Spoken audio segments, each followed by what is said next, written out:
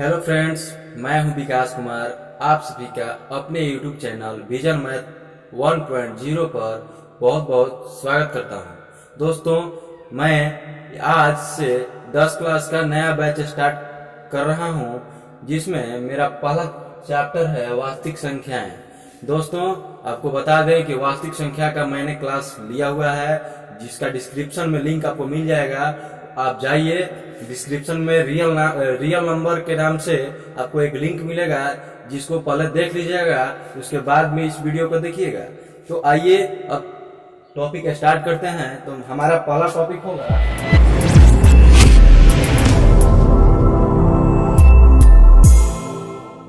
Euclid विभाजन प्रमेयिका। Euclid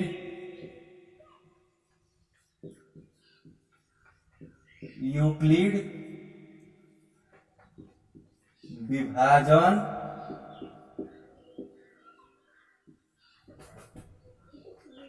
प्रमेयिका।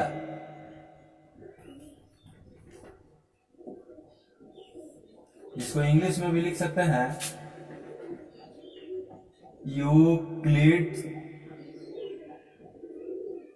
Euclid's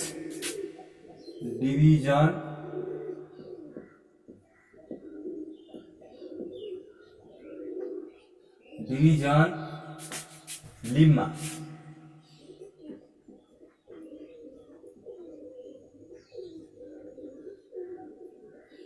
लिम्मा दोस्तों LIMM।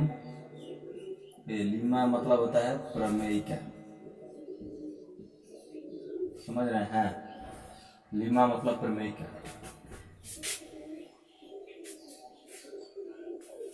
Euclid विभाजन प्रमेयिका। दोस्तों, यूक्लिड विभाजन प्रमेयिका कहने का मतलब यह है कि ये बताता है कि हम किसी भी दो संख्याओं को कैसे संबंध बना सकते हैं। जैसे इसको हम समझेंगे, यदि दो धनात्मक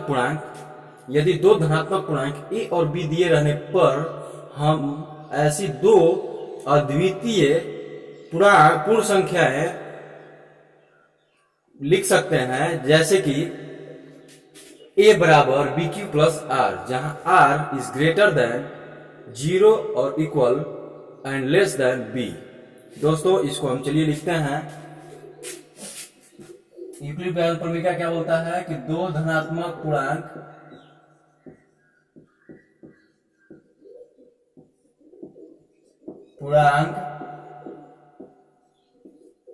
a और b दिए रहने पर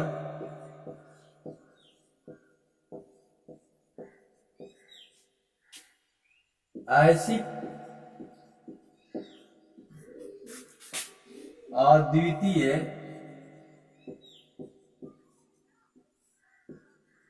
पूर्ण संख्याएं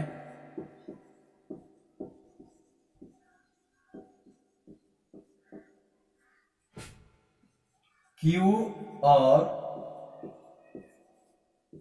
R इस प्रकार विद्यमान करने का मतलब यह है कि मौजूद, इस प्रकार विद्यमान या मौजूद रहती हैं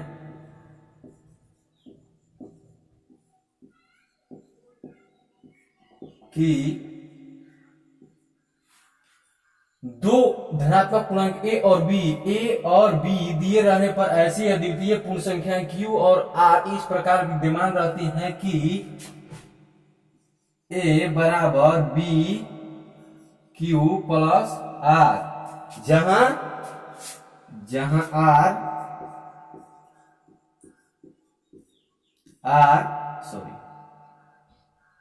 R greater than and equal 0 and less then b।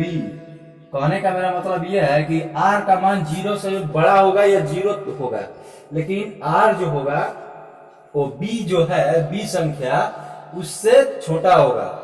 तो इसको आइए इसको एग्जाम्पल पर समझते हैं। जैसे कि मेरा मान लीजिए कि एग्जाम्पल दो संख्या ले लिए हम 16 और 12। 16 और 12 हम दो संख्याएं ले लिए, तो हम इसको इस रूप में कैसे लिख सकते हैं? यहाँ पे 16 इक्वल टू, देखिए बी करने का मतलब मेरा ये दूसरा दूसरा जो संख्या दिया रहेगा उसको बी मानेंगे, बी इंटू क्यू का मान क्या रखें कि हम 16 के करीब पहुंच जाएं? तो 12 को 1 से गुना करेंगे तो 12 जाएगा, जो कि 16 करीब है। 24 करते हैं, 2 से गुना कर देंगे तो 24 करेंगे तो इससे और भी ज्यादा हो जाएगा। आपको माइनस में यहाँ नहीं रखना है।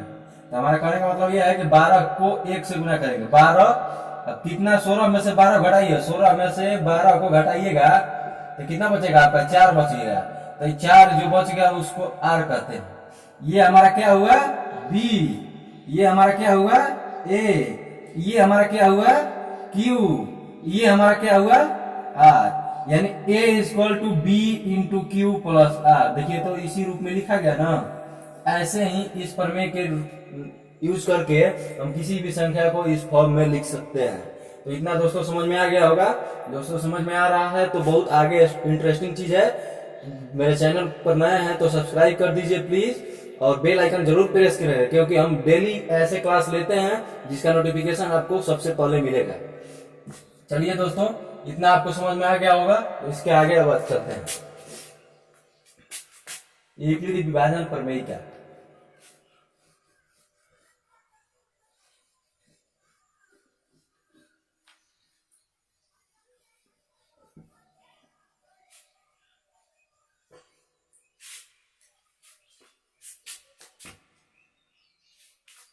अब देखिए दोस्तों, ये प्रमेयिका था, और अब लिखते हैं यूक्लिड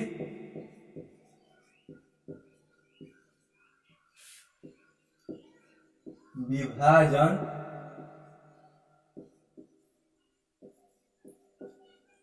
एल्गोरिथम। यूक्लिड विभाजन एल्गोरिथम, इसको इंग्लिश में बोलते हैं यूक्लिड डिवीजन एल्गोरिथम।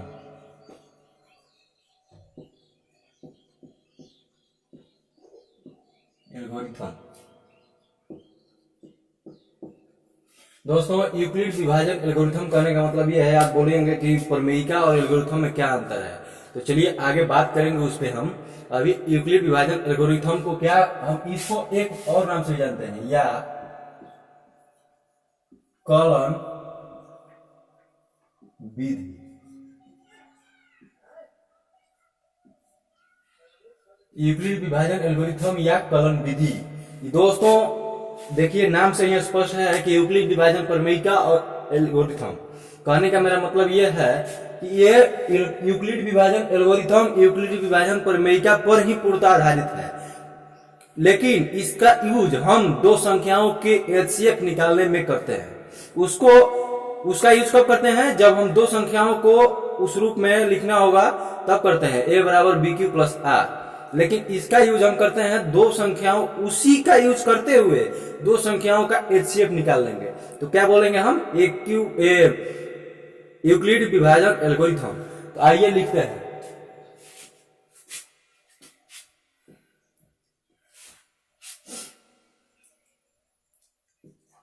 यूक्लिड विभाजन एल्गोरिथम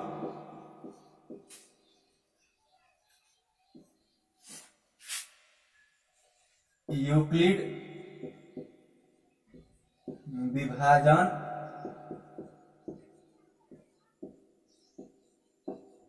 प्रमेयिका पर आधारित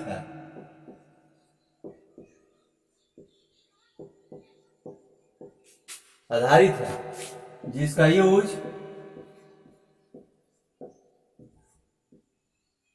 जिसका उपयोग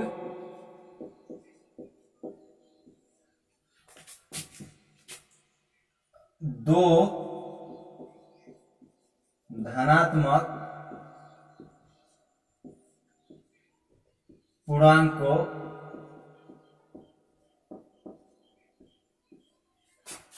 का महत्तम समापवर्तक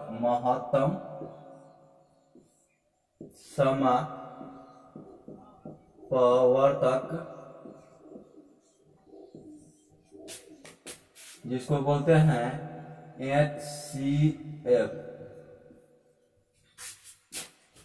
निकालने में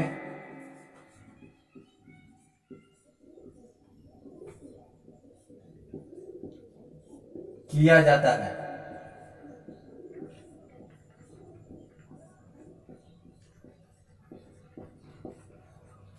समझ गए दोस्तों। इसका यूज दो संख्या, कोई भी दो संख्या है उसका HCF निकालने का एक और विधि है। हम लोग पहले से पढ़े हुए हैं HCF निकालने का बहुत सारा मेथड है, लेकिन ये एक और मेथड हो गया। समझ गए दोस्तों। तो आइए देखते हैं। दो धनात्मक पूर्णांक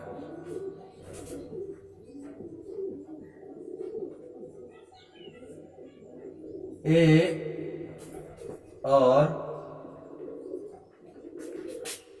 B का मॉस यानी महत्तम समापवर्तक या HCF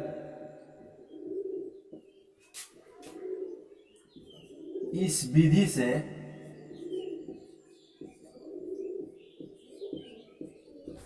निम्न प्रकार से ज्ञात किया जाता है। कैसे दोस्तों? तो देखिए A और B दो पूर्णांक है, तो इसको हम क्या करते हैं समझिएगा गौर से। सबसे पहले A और B दे दिया, A और B। दोस्तों देखते हैं हम क्या कि यहाँ पर A बड़ा है B से, यानी बड़े वाले को पहले लेते हैं, यानी बड़ा वाला A equal to B Q plus R हो गया ना। ऐसे R ना लिख के आपको हम लिख देते हैं ऐसे R, ठीक। E बराबर BQ प्लस R, जहां R less than B and greater than equal 0। ये एक शर्त है, इस शर्त को हमेशा याद रखना है हमको, इसी पे सब डिपेंड है। A बराबर BQ प्लस R। दोस्तों हम क्या करते हैं कि मौसा निकालने के लिए ये यूक्लिड डिवाइजर प्रमेय क्या है, इसको हम यूज करते हुए कैसे यूज करेंगे, जैसे कि A बराबर BQ प्लस R हम तब तक इस रूप में लिखते जाएंगे, दो संख्याओं को हम तब तक इस रूप में लिखते जाएंगे जब तक कि हमारा शेषफल यानी R 0 न हो जाए। R को क्या बोलते हैं? शेषफल बोलते हैं। शेषफल यानी 0 ना हो जाए। जैसे एग्जाम्पल लेकर हम चलते हैं, एग्जाम्पल से साफ समझ में आएगा आपको। जैसे मान लीजिए हम 24 और 12 का HCF निकालना चाहते हैं। HCF निकालना है। क्वेश्चन दे दिया कि HCF निकाले, ठीक। तो हमको इस फॉर्मेट में जाना है। देखते हैं हम 24 बड़ा है 12 से, तो 24 को पहले लेंगे, तो 24 बराबर कितना लिखेंगे हम पहले 12 गुणे हम कितना से गुना करेंगे कि 24 के पास पहुंच जाएंगे। तो 12 एकम 12, 12 दूनी 24, 2 से गुना करते हैं तो 24 हमारा हो जाएगा। तो बच कितना गया? तो बचा हमारा 0। तो दोस्तों देखिए यहाँ पे 24 इक्वल टू 12 गुणे 2 प्लस 0, हमारा शेषफल यहाँ पे क्या आ गया? 0। शेषफल हमारा 0 आ गया। जब शेषफल 0 आ जाए तो हमारा ये जो भाजक है, अब अभिष्ट संख्याओं का जो भाजक है वो दी गई संख्याओं का अभिष्ट HCF होगा। अतः बोलेंगे कि HCF ऑफ कितना 24 एंड 12 इक्वल टू कितना होगा? 12। समझ में आ रहा है दोस्तों? 12 is the HCF of 24 and 12। समझ में आ रहा है? इसी पे हम दूसरा एक क्वेश्चन लेते हैं। जैसे मान लीजिए हम 36 और 16 का ले लिया, 36 और 16 का हम HCF निकालना चाहते हैं। तो इसको भी देखेंगे कि 36 बड़ा है और 16 छोटा है, तो 36 को सबसे पहले लिखेंगे 36 इक्वल टू 16 और कितना से गुना करेंगे कि हम 36 के पास पहुंच जाए। 16 को कितना से गुना करेंगे कि 36 के पास पहुंच जाए। 16 दूनी 32, हमारा बच कितना गया 4, हमारा बच गया कितना 4, तो 4 शेषफल में लिख देंगे। अभी हमारा शेषफल 0 नहीं ना हुआ, इसको हम सीरीज वाइज आगे बढ़ाते हैं। तो अगला बार में क्या आता है हमारा, अगला बार में बी और आर को लेते हैं। अगला बार में बी और आर को लेते हैं, कोष्ठ में लिख दीजिएगा बी और आर। अब 16 हमारा यहाँ पर बड़ा हो गया, अभी 4 जो है छोटा हो गया, तो फिर हम 16 को लिखेंगे। तो 16 इक्वल टू 4, और 4 को कितना से गुना करेंगे कि वो 16 के पास पहुंच जाए 4 से। तो 16 को 4 से गुना किए तो 4 × 16, अब हमारा बच कितना गया 0। देखिए दोस्तों ये हमारा शेषफल क्या आ गया 0। अतः हमारा HCF of 36 and 16 equal to कितना होगा, ये हमारा वैल्यू हो जाएगा, यानी भाजक 4। ये हमारा आंसर। दोस्तों उम्मीद करता हूँ इस विधि को आप लोग बहुत अच्छे से समझे होंगे।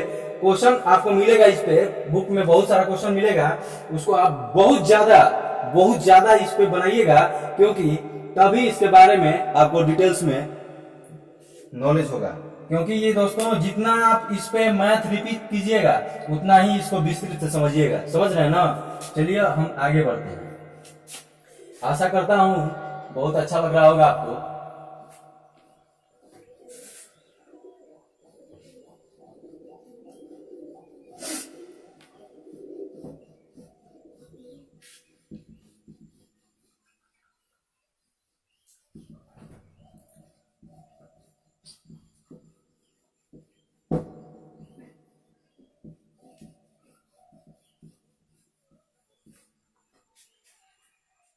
दोस्तों अब देखिए आगे बढ़ते हैं।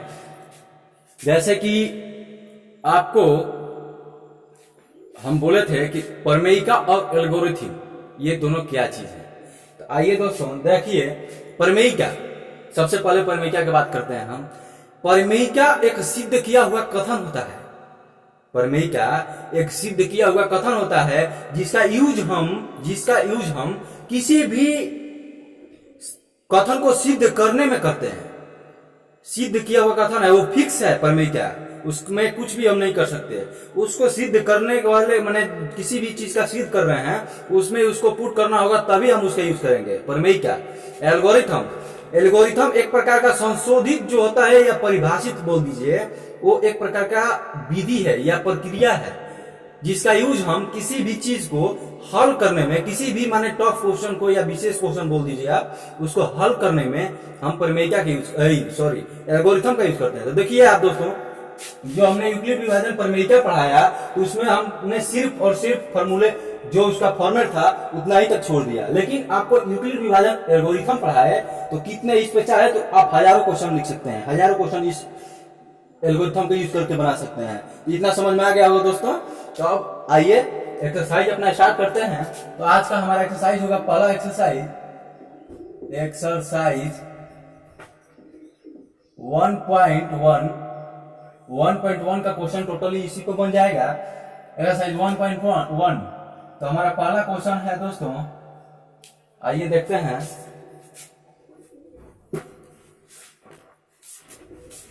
दोस्तों क्वेश्चन को देखने के लिए तो हमको बुक लेना ही होगा, क्योंकि कितना हम क्वेश्चन याद रखेंगे। एचसीएफ ज्ञात करने के लिए बोल रहा है यूक्लिड विभाजन एल्गोरिथम का प्रयोग करके। बोल रहा है दोस्तों यूक्लिड विभाजन एल्गोरिथम का प्रयोग करके एचसीएफ ज्ञात करें। पहला नंबर दिया है 135 और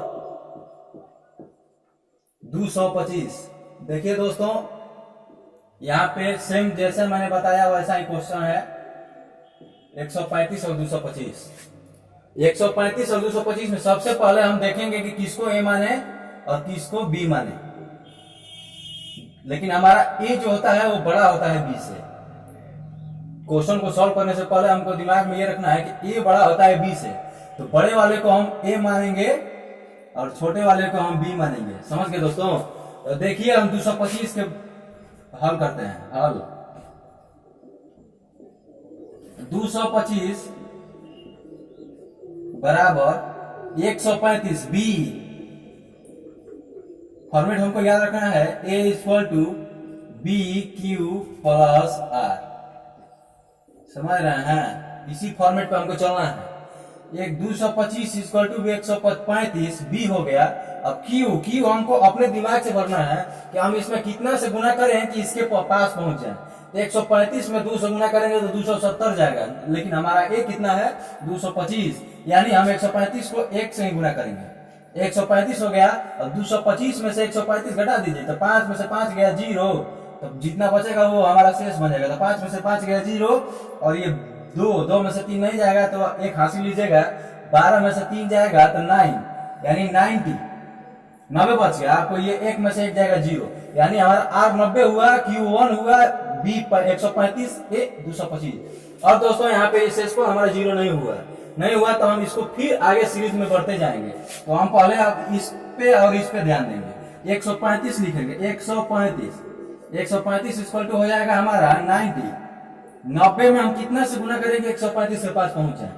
2 से गुना करेंगे तो 180 हो जाएगा, यानी 180 जो 135 से बहुत आगे है, तो हमको इससे पास रखना है। तो इस 90 को भी 1 से ही गुना करेंगे तो हमारा हो गया 90। अब 135 में से 90 घटाइएगा तो हमारा प्लस में कितना बचेगा, आर का वैल्यू कितना होगा 9 4 13, यानी 45 45। समझ रहे हैं, समझ में आ रहा होगा तो लाइक कीजिएगा।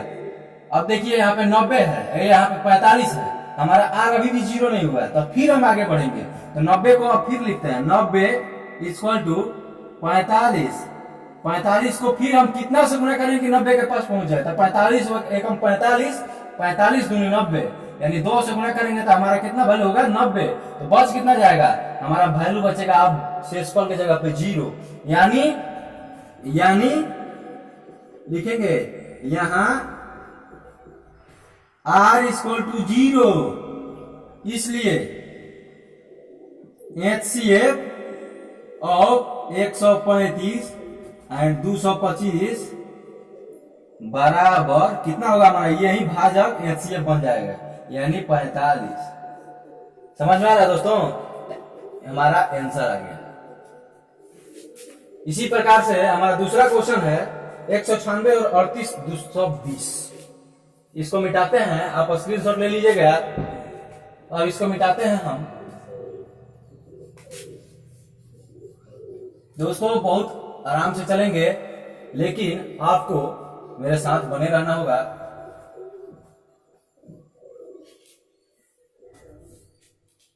हमारा दूसरा पॉइंट ये दिया है 196 और 38 220। 38 220 समझ में आ रहा है ना। अब देखिए 196 और 38 220, इसमें हम किसको माने, तो ये बड़ा है तो बड़ा वाले को ए मानते हैं हम, छोटा है तो छोटा वाले को बी मानते हैं। ठीक, तो 38 220 इक्वल टू लिखेंगे हम 38 220 बराबर 196। दोस्तों अब यहाँ पे हमको ये प्रॉब्लम हो गया कि हम इतना बड़ा नंबर है, इसको कैसे हम जज करेंगे, कितना से हम गुना करेंगे। तो दोस्तों आपको इतना माइंड सेटअप होना चाहिए 196 यानी 19, आपको सिर्फ मानना है 19। देखिए दोस्तों यहाँ पे 19 मानते हैं हम, 2 से गुना करते हैं तो यहाँ पे 38 आ जाएगा ना। 196 को अगर हम 2 से गुना करते हैं, 196 को अगर हम 2 से गुना करते हैं तो देखिए दोस्तों कितना आएगा, 6 दूनी 12 है, 2 9 18 1 19 है, 2 एकम 2 है 1 3, 3900 इतना आ जाएगा। माने देखिए 38 से भी ज्यादा आ रहा है 196 से, यानी हम 2 से ना गुना करके हम 2 आने का मेरा मतलब यह है कि ये हम 20 से गुना कर रहे हैं, यानी 3900 इतना आ जाएगा। सॉरी 20 से भी मैंने देखिए 3920 आ जाएगा। तो हमको लाना कितना है, 38,000 में लाना है, तो हमको 1000 से गुना करना है, मैंने एक जीरो और बढ़ाना होगा, 39,200 ले दिया हम। आपको लाना है 38,220, तो हम 200 ना गुना करके 199 से गुना नहीं कर सकते हैं। तो 199 को अगर 196 को 199 से गुना करते हैं तो देखिए कितना आएगा। इसके लिए हमको गुना करना ही होगा 196, 199 से गुना करते हैं 6 9 54 है, 6 9 54 आपका कैरी गया 5, 6 9 54 5 59, फिर 5 गया, 6 एकम 6 5 11, फिर 9 से गुना करेंगे 9 9 81, हाथ में गया 8, 9 9 81, 8 89, फिर हासिल गया 8, 9 1 9, 9 8 17, फिर 1 से गुना करेंगे तो 9 9 1 जोड़ दीजिए 4 9 1 10, कैरी गया 1 1 1 2, 2 9 11, 11 9 20 के 0 हाथ में लागल 2,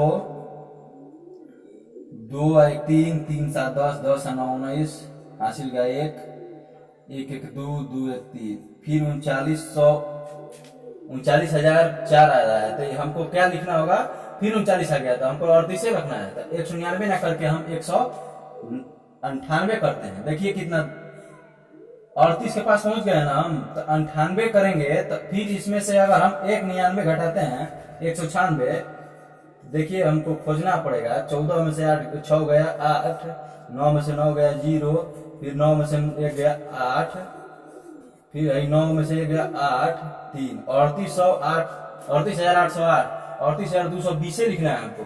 196 से भी कम हमको करना होगा, अभी 98 से भी कम करना होगा, यानी 97 करते हैं तो 600 आएगा। ठीक, फिर 97 करते हैं तो 600, फिर 96 करते हैं तो 400, फिर 95 करते हैं अगर हम तो तब आके 200 आएगा। तो यानी 195 से आप गुना कीजिए तो 195 से आप गुना कीजिएगा दोस्तों। इतना मेहनत करना पड़ता है क्योंकि हमको कोई पता थोड़े है, इतना का पहाड़ा थोड़े याद किया है। तो 196 195 ये दोनों गुना कीजिए, 5 का 30, 5 9 45, 3 48, 5 कम 5 4 9, 9 से 9 छके 54, 9 9 81, 5 86, 9 1 9 9 8 17, 1 9 6 तो 6 9 1 0 2 9 6 दिन 12 8 4 12 के 2 हमारे 1 9 6 15 6 21 देखो 22, 9 7 16 1 17, 1 18, 9 7 16 2 18, 1 1 2 1 3, 38,220। बहुत सिंपल है दोस्तों, यही हमको पता करना है। इसीलिए तो क्वेश्चन ऐसा ही देता है कि एक जगह आपका टाइम एक्सपेंड होता है, एक जगह टाइम आपका सेव हो जाए। यानी हमको देखिए इतना मेहनत इसको खोजने में लगा, लेकिन हमको इससे आगे कुछ नहीं करना है। 195 से अगर 196 में गुना कर देते हैं तो हमारा पूरा पूरा वैल्यू यही आएगा। तो हमारा शेषफल क्या बच गया, 0। 0 जब बच गया तो हम यहाँ पे लिखेंगे, इसलिए HCF ऑफ 196 और इसमें और भी दे देंगे, नहीं तो नहीं भी देंगे, 38,220 बराबर 196 आंसर हो जाएगा। ठीक है ना दोस्तों, आपको समझ में आ गया होगा, इसको देख लीजिएगा ध्यान से। आइए आगे चलते हैं।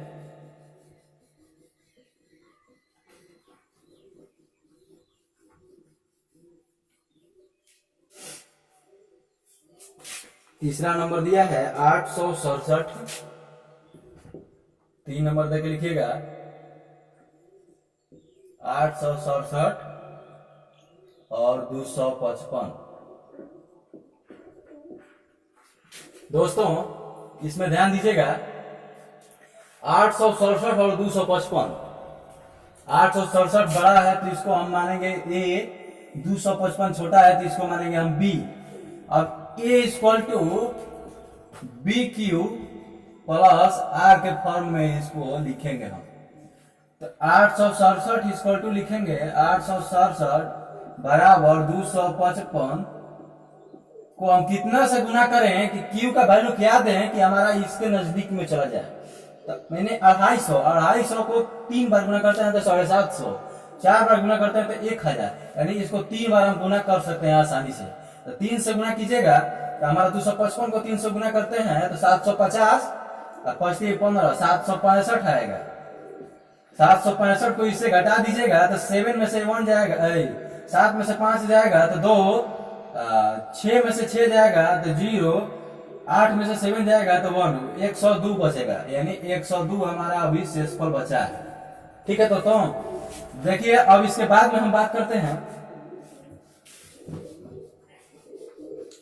102 और 255। अब इन दोनों को लेकर चलेंगे हम, तो 255 बराबर 102 को कितना से गुना करेंगे 255 के करीब जाए तो 2 से गुना करेंगे तो 204 और प्लस कितना बच जाएगा आपका 51। फिर अब आएंगे 102 को लेकर 102 इक्वल टू 51 को कितना से गुना करेंगे कि हमारे 102 के पास चला जाए तो 2 से गुना करते हैं तो देखते हैं कि 102 ही होगा, यानी यहीं पे हमारा मिल गया 102 और प्लस 0 हमारा शेष बचेगा। यहाँ पे हमारा क्या मिला HCF, इसलिए HCF ऑफ 867 एंड 255 बराबर 51। ये हमारा आंसर हो गया। समझ में आ रहा दोस्तों? समझ में आ रहा होगा तो इसका स्क्रीनशॉट ले लीजिएगा और आगे बने रहिए। ऐसे ऐसे इंटरेस्टिंग बहुत सारे क्वेश्चन हैं जिसको हम बहुत ही चुटकियों में करेंगे। आइए दोस्तों देखते हैं, मेरे साथ साथ आप उतारिए मत, आपको स्क्रीनशॉट ले लीजिए, बाद में आप इसको फ्रेश माइंड से उतारिएगा, क्योंकि अभी हम समझने पर ज्यादा ध्यान दीजिए, छापने से केवल नहीं होता है। ठीक है, अब 2 नंबर क्वेश्चन मेरा दिया है। 2 नंबर बोल रहा है कि दर्शाइए कि कोई भी धनात्मक पूर्णांक दर्शाइए कि कोई भी धनात्मक विषम पूर्णांक 6q + 1 या 6q + 3 या 6q + 5 के रूप का होता है जहां q कोई पूर्णांक है। ठीक, क्या दिया है? धनात्मक विषम पूर्णांक। सबसे नोट करने लायक पॉइंट यहाँ पे ये है कि धनात्मक विषम पूर्णांक, धनात्मक विषम पूर्णांक का बात किया है, किस रूप में दिया है? 6q + 1, 6q + 3, 6q + 5। इसी रूप में बोला है कि सिद्ध कीजिए कि इतना का रूप में होता है। दोस्तों आइए इसको बहुत मजे से समझते हैं एग्जाम्पल के तौर पे भी। तो हम बुक रख देते हैं, बड़ी भारी है। धनात्मक विषम पूर्णांक दिया है जहां q कोई पूर्णांक है, q पूर्णांक। ठीक दोस्तों, मान सबसे पहले सिद्ध करने के चक्कर में हमको सबसे पहले मानना होता है। तो मानते हैं हम, माना कि ए कोई धनात्मक पूर्णांक है।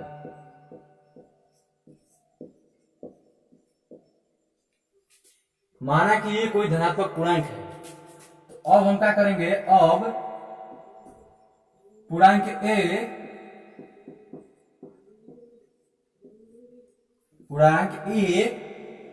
और हमको बी भी चाहिए ना जी, और बी बराबर। अब यहाँ पे दोस्तों ध्यान देने लायक बात ये होती है कि बी हम 2 अचर लेके नहीं चल सकते हैं, तो हम बी का वैल्यू कुछ पुट करते हैं। तो बी का वैल्यू इसी के बेसिस पर रखा जाता है। 6q दिया हो या 5q दिया हो या यहाँ पे 9q दिया हो, उसके लिए हमको b का वैल्यू पुट करना होता है। तो b का वैल्यू पुट करने का मेथड ये है कि देखिए, अगर 6q दिया है तो b का वैल्यू हम रखेंगे क्या? 6। 3q दिया है तो b का वैल्यू क्या रखेंगे हम? 3। यहीं पर हमारा 4q दे दिया होता तो b का वैल्यू हम क्या रखेंगे? 2। ध्यान दीजिएगा दोस्तों, 4q दे दिया, यहाँ पे हमारा दे दिया मान लीजिए 9q दे दिया, 9q दे दिया, 9q, तो b का वैल्यू हम क्या रखेंगे? 3। यहाँ पे 16q दे दिया तो b का वैल्यू क्या रखेंगे हम? 4। ये दोस्तों आपको समझ में आ रहा है क्यों? क्योंकि अगर कोई भी संख्या दे दिया जो कि पूर्ण वर्ग है, पूर्ण वर्ग 16 हुआ, पूर्ण वर्ग 4 हुआ, पूर्ण वर्ग 9 हुआ, तो उसका हम वर्गमूल निकाल कर और उतना ही वैल्यू यहाँ पे पुट करते हैं। दोस्तों समझ में आ गया होगा? जो पूर्ण वर्ग नहीं है उतना हम रखेंगे, जैसे कि यहाँ पे 6 ले लिए, यहाँ पे 3 ले लिए। तो दोस्तों आपको ये मेथड भी समझा दिए कि क्या हमको लेना है। तो चलिए b का मान 6q, तो b बराबर 6, पूर्णांक a और b बराबर 6 लेकर यूक्लिड विभाजन प्रमेयिका का यूक्लिड विभाजन प्रमेय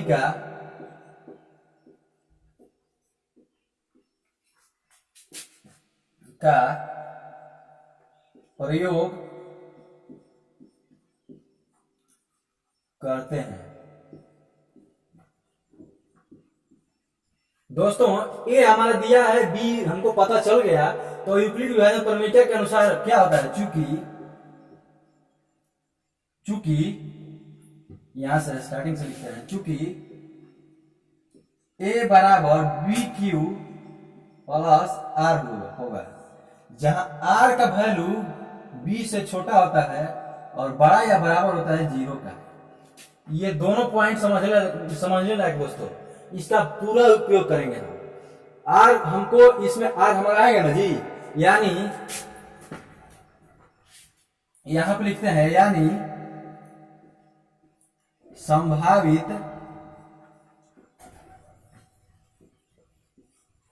शेषफल, आर को हम शेषफल ही बोलते हैं, यानी संभावित शेषफल क्या होगा हमारा, बी से छोटा होना चाहिए और 0 से बड़ा या बराबर होना चाहिए। तो आर हमारा बी क्या है, 6 है, तो आर हमारा क्या होगा, 0 से बड़ा, 0 1 2 3 4 5 4 और 5। क्यों, क्योंकि हमको बी से छोटा होना चाहिए, तो बी 6 है, तो 6 से छोटा लेना है यार, यानी आर को हम 5 ले लिए। जब इतना हमारा संभावित शेषफल बचेगा तो हमारा धनात्मक पूर्णांक क्या होगा, अतः धनात्मक पूर्णांक यहां पर लिखना है, अतः धनात्मक पूर्णांक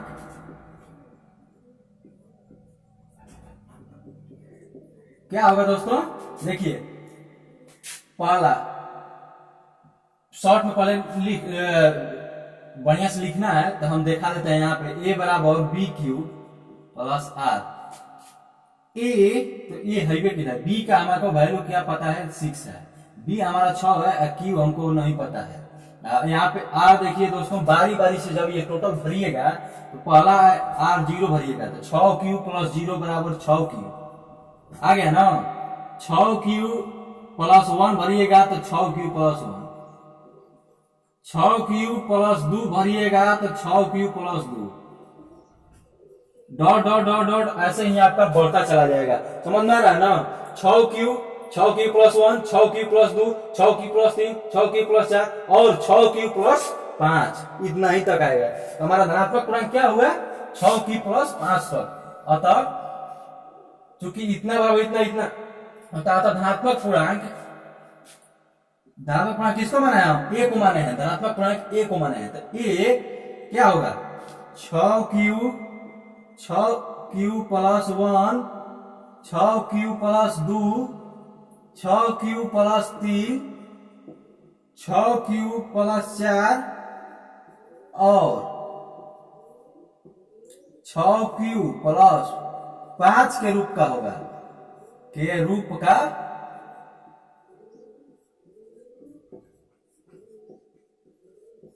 समझ में आ रहा है दोस्तों। इसके बाद में इतना दिखाकर यहां से लिखेंगे, संभावित शेषफल इतना, और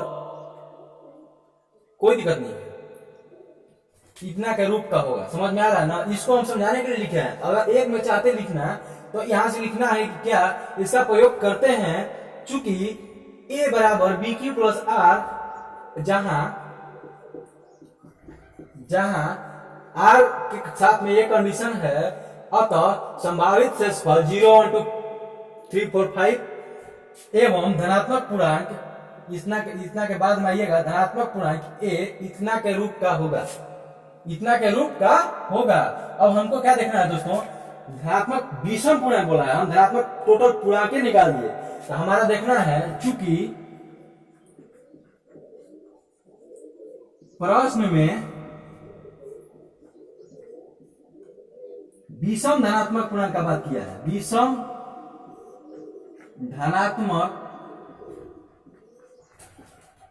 पूर्णांक का बात किया हुआ है, पूर्णांक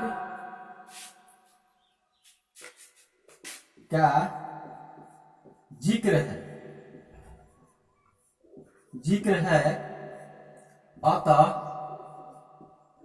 देखिए तो इसमें क्या क्या है, 6 क्यूब विषम नहीं हो सकता, 6 cube plus 1, 6 cube plus 2, 6 cube plus 2 विषम नहीं हो सकता, 6 cube plus 3, 6 cube plus 4, 6 cube plus 4 विषम नहीं हो सकता। अतः यहां 6 क्यूब प्लस 2, 6 क्यूब प्लस 4 विषम पूर्णांक नहीं हो सकते, क्योंकि क्यों नहीं हो सकते आप पूछेंगे तो क्योंकि 6 क्यूब, देखिए 6 क्यूब लिखेंगे तो इसमें 2 से भाग दीजिएगा तो 2 से 3 बार में 3 क्यूब आ जाएगा, यानी ये 2 से कट गया। 6 क्यूब प्लस 2 रखेंगे अगर तो 6 इसमें से 2 कॉमन लीजिएगा तो ये क्या हो जाएगा 3 क्यूब प्लस 1, और इसमें 2 से भाग दीजिएगा तो 2 से 2 कट जाएगा। 6 क्यूब प्लस 4 भी रखते हैं तो इसमें भी 2 से भाग देंगे तो 2 से कट जाएगा, यानी ये तीनों 2 से कटने वाला है, यानी 2 से डिविजिबल है। जब कोई संख्या 2 से कट जाती है तो उसको हम विषम नहीं, ये सम संख्या बोलते हैं। अतः क्योंकि ये सम पूर्णांक है, पूर्णांक है, अतः स्पष्ट है कि धनात्मक पूर्णांक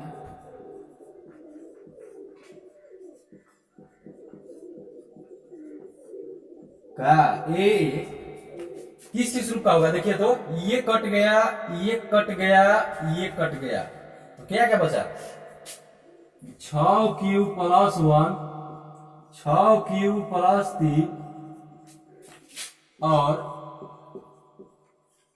6 क्यूब प्लस 5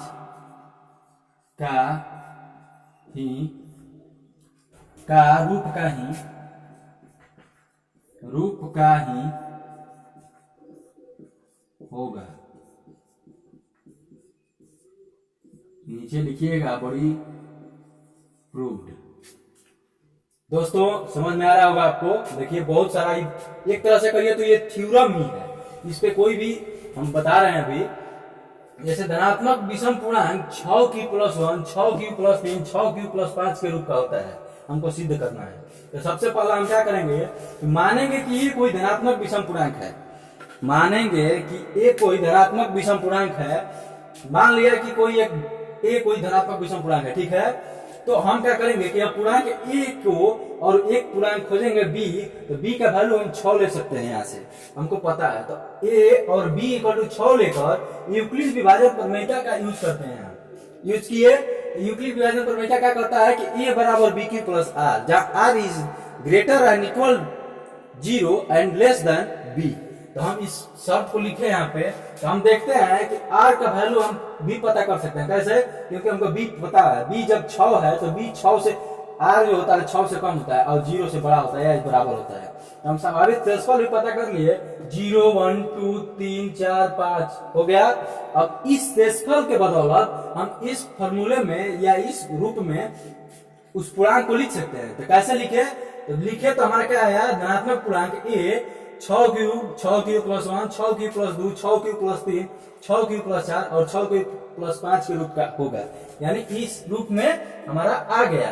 तो अब देखते हैं हम तो प्रश्न क्या बोल रहा है, धनात्मक विषम पूर्णांक का बात करना है हमको। और इसमें हमारा देख रहे हैं कि सम भी है, तो हम आसानी से प्रश्न में विषम धनात्मक पूर्णांक का जिक्र है, इसलिए हम सम पूर्णांक को काट देंगे, यानी सम पूर्णांक हमारा नहीं होगा, इसलिए विषम पूर्णांक नहीं हो सकता। अतः हमको क्या बच गया है, अब जो भी बचा है वो हमारा विषम पूर्णांक ही होगा। तो हम लिख सकते हैं कि स्पष्ट है कि धनात्मक पूर्णांक 6 क्यूब प्लस 1, 6 क्यूब प्लस 3 और 6 क्यूब प्लस 5 के रूप का होगा। इसको हम प्रूफ कर दिए। अब दोस्तों आप इसका फुल्ली स्क्रीनशॉट ले सकते हैं और बहुत ही लाजवाब तरीके से मैंने सिद्ध किया है।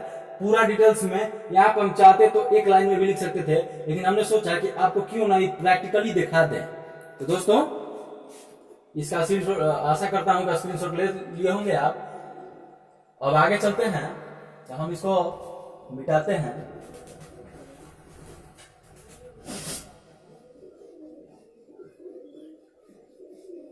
फिलहाल आप स्क्रीनशॉट ले लीजिए, क्लास खत्म होने के बाद बैठकर अच्छे से समझ के उतार लीजिएगा।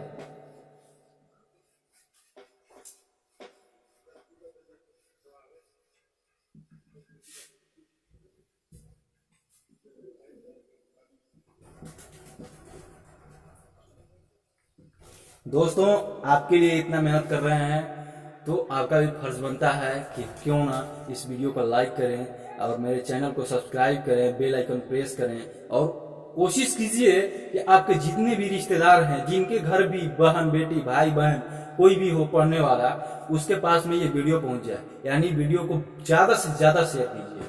थैंक यू दोस्तों। तो आइए अब हम बात करते हैं, मेरा तीसरा क्वेश्चन है।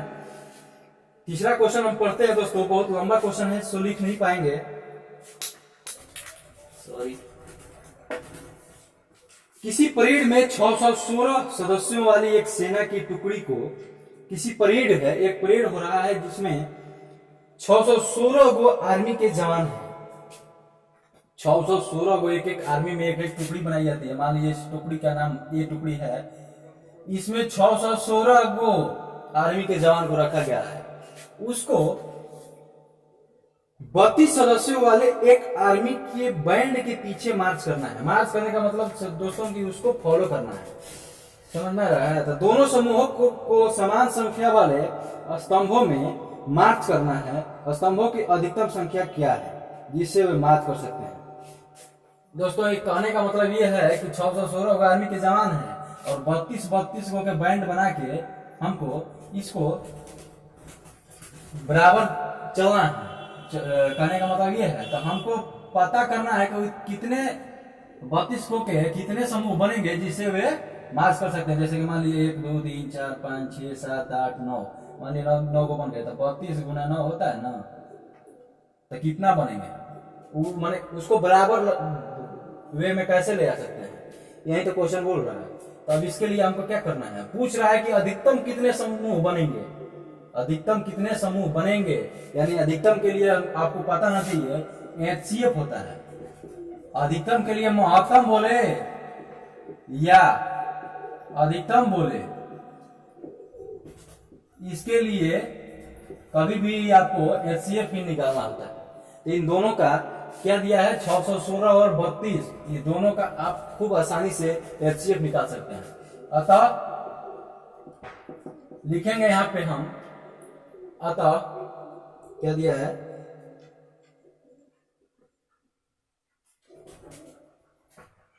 स्तंभों की अधिकतम संख्या, अतः स्तंभों की अधिकतम संख्या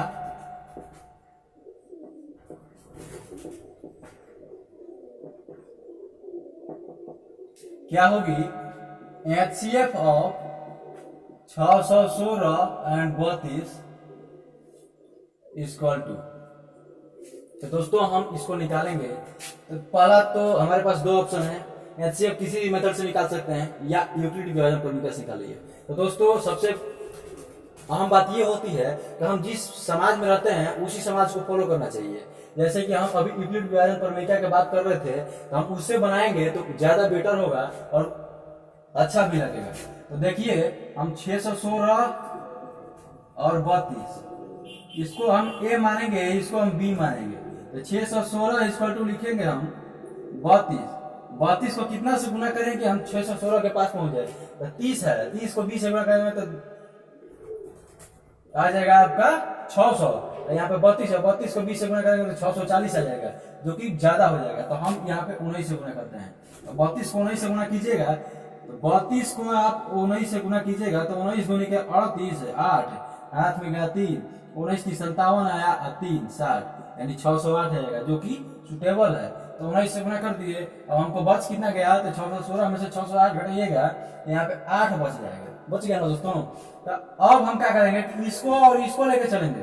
तो 32 इक्वल टू क्या लिखेंगे हम, 32 इक्वल टू 8। 8 में कितना से गुना करेंगे 32 के पास पहुंच जाए। तो 4 से देखिए गुना करते हैं तो 8 चौके 32 हो जाएगा, जो कि शेषफल हमको क्या देगा, 0 देगा। तो हम देखते हैं कि जब शेषफल यहाँ पे r इक्वल टू 0 हो गया, इसलिए HCF जो होगा वो भाजक ही हो जाएगा, जिसे भाग लगा है। भाजक किस कौन होता है, तो यहाँ पे b, यानी भाजक इक्वल टू 8। यानी 8 को ऐसे महत्तम स्तंभ बनेंगे जिसमें वो सारी टुकड़ी बराबर मार्च कर सकती है। समझ गए दोस्तों, इसको लिख लीजिएगा, ये तो कैलकुलेशन है। आशा करता हूं आपको बहुत समझ में आया होगा।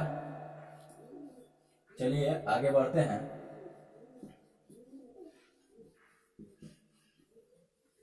अब दोस्तों पहला चैप्टर में 2-3 गो बहुत अच्छा टेबल सिद्ध करने के लिए बोला है। आइए 4 नंबर अब देखते हैं।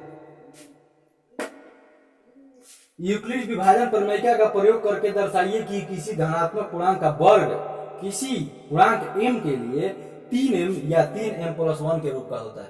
क्या बोला दोस्तों, यूक्लिड विभाजन प्रमेय का यूज करके हमको दिखाना है कि किसी भी धनात्मक पूर्णांक का वर्ग 3m या 3m+1 के रूप का होता है। दोस्तों जैसे आइएगा 4 नंबर देखते हैं। 4 नंबर क्वेश्चन में बोला है हमको कि धनात्मक पूर्णांक का वर्ग 3m या 3m+1 के रूप का होता है, जहां m एक क्या दिया है, पूर्णांक है।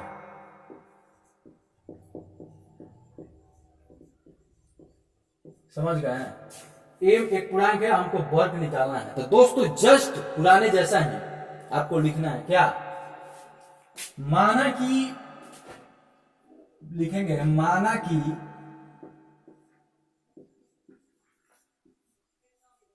कोई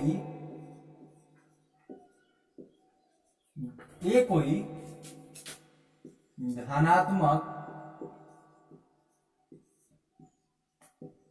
पूर्णांक है।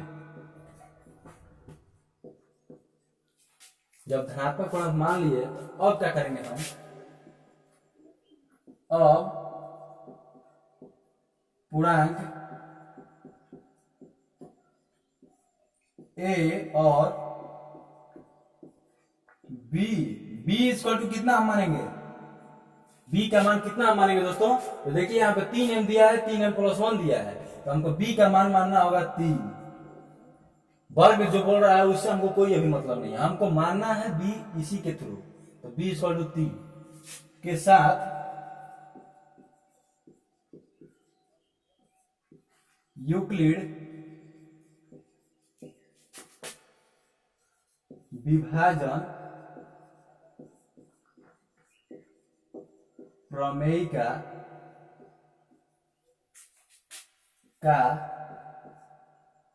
उपयोग करते हैं।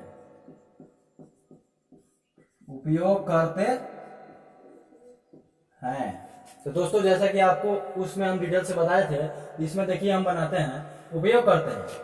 यहां संभावित शेषफल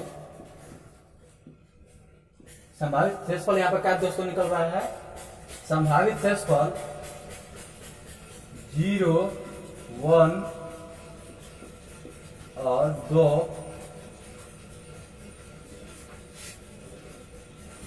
प्राप्त होता है। समझ में आ रहा है ना, संभावित शेषफल 0, 1 और 2 प्राप्त होता है। तो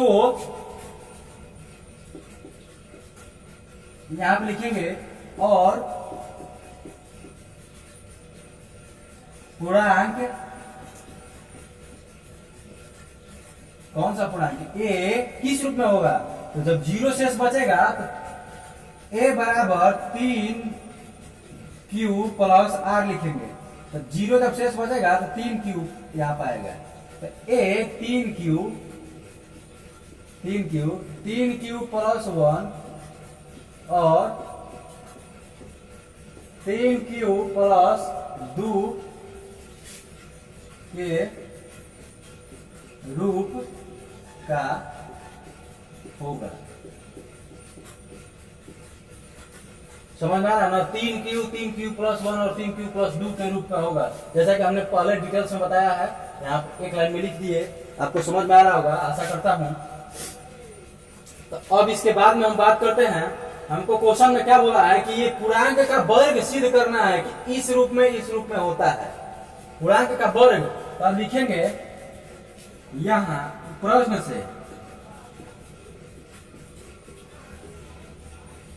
से लिखेंगे पूर्णांक का स्क्वायर यानी a का स्क्वायर, इस एक का स्क्वायर बराबर, तो हम पहले पुट करते हैं 3q का जब हम स्क्वायर करेंगे, 3 का स्क्वायर कीजिएगा तो 9, एक q का स्क्वायर कीजिएगा तो q स्क्वायर। 9q को हम क्या लिख सकते हैं, इस फॉर्मेट में लाना है हमको, 3q के फॉर्मेट में लाना है, तो m के रूप में लाना है, तो 3 इंटू 3q स्क्वायर लिख सकते हैं।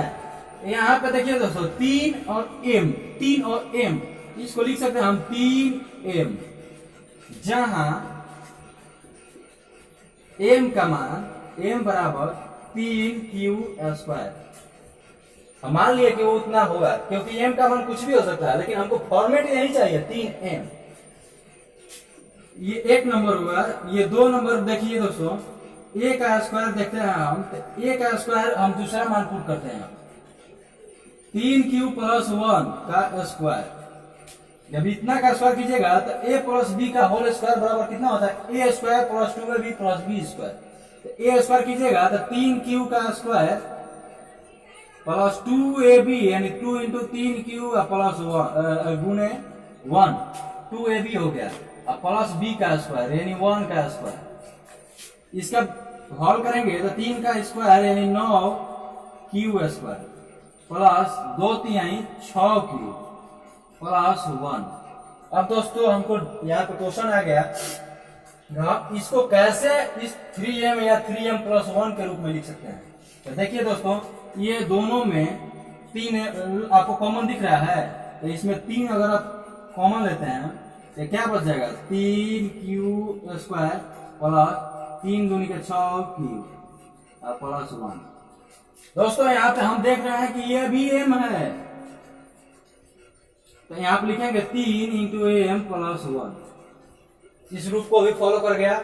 आप बोलिएगा कि यहाँ पे सर m बराबर इतना लिखे हैं और यहाँ पे m बराबर इतना लिखे हैं, हो सकता है दोस्तों। मान लीजिए कहीं आपको 15 दे दिया तो 3 इंटू 5 लिखिएगा, यहाँ पे कहीं 18 दे दिया तो 3 इंटू 6 लिखिएगा, यहीं पे कहीं 16 दे दिया तो 3 इंटू 5 और प्लस 1 नहीं कीजिएगा। ये बराबर भी हो सकता है, ये अलग भी हो सकता है, समझ रहे हैं। तो वही चीज है, हमको फॉर्मेट सिर्फ देखना है, m का मान कुछ भी हो सकता है, कोई भी पूर्ण संख्या हो सकती है। तो 3m प्लस 1। अब तीसरा नंबर हम देखते हैं, a का स्क्वायर बराबर 3q प्लस 2 है, इसको पुट करेंगे, 3q प्लस 2 का स्क्वायर कीजिएगा तो कितना आएगा, 9q स्क्वायर प्लस 2ab, 2/3 6 और 6 दूनी 12 प्लस 12q प्लस 2 का स्क्वायर कीजिएगा तो 4 आ जाएगा ना दोस्तों। अब इसको हम देखिए सॉल्व करते हैं, 9q square plus 12q plus, इसको ऐसे भी तो हम लिख सकते हैं जी। यहाँ पे देखिए तो ये 3 का इसमें कॉमन दिख रहा है, इसको हम क्या लिखेंगे, 3 का कॉमन लीजिएगा तो 3q square plus 4q plus 1 plus 1। दोस्तों यहाँ पे इतना इक्वल टू अगर हम m मान लें तो इस किस रूप में आ जाएगा, 3 इंटू m प्लस 1 आ गया ना। यानी देखिए तो एक रूप यहाँ पे ये आ गया 3m और दूसरा क्या आ गया 3m प्लस 1। अब कोई भी लीजिएगा तो 3m प्लस 1 ही आ रहा है। अब इसके बाद में हम लिखेंगे, अतः स्पष्ट है कि क्या बोल रहा है, धनात्मक पूर्णांक का वर्ग p धनात्मक पूर्णांक का वर्ग पूर्णांक m के लिए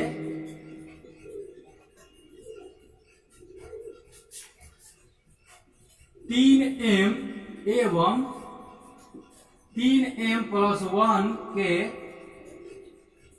रूप का होता है। प्रूव्ड। दोस्तों समझ में आ रहा है ना? आशा करता हूं, इसको एक बार और समझा देता हूं आपको।